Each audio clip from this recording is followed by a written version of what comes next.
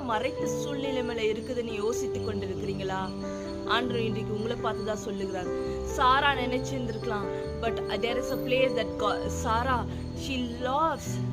Genesis 17வது அதிகாரம் 17வது வசனத்தை பார்த்தீங்கன்னா, God again promises that I will give you a son. உனக்கு நான் உன்னுடைய சொந்த பிள்ளையை நான் கொடுக்க போகிறேன். ஆபிரகாம் சொல்லும்போது சாரா அதை பார்த்து நகைக்கிறாங்க.